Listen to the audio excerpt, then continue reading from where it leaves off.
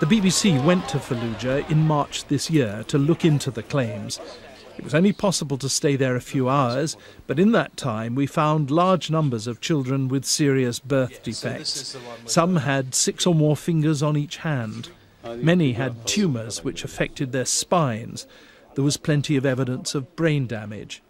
Some of the cases were too dreadful for us to show.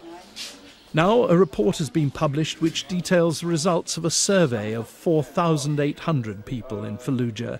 It indicates that cancers and other diseases and problems are significantly higher than those for the survivors of the Hiroshima and Nagasaki bombs in 1945. Child mortality, according to the results, is 80 per 1,000. By contrast, the figure in neighbouring Jordan is 17 per 1,000, and in Egypt just under 20.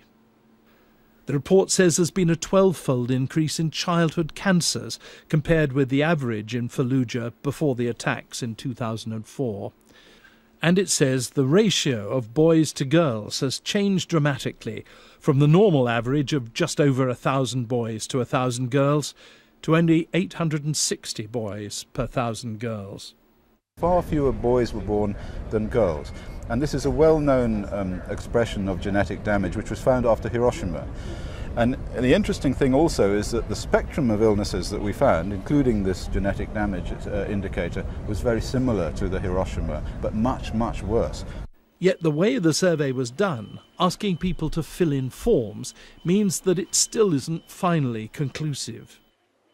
That's not altogether surprising, given the dangers of working in Fallujah. But even the Iraqi government doesn't seem very interested in finding out the truth, perhaps because Fallujah is a predominantly Sunni Muslim town and the government is overwhelmingly Shiite Muslim. State television warned people in Fallujah not to take part in the study because they said it was being carried out by terrorists.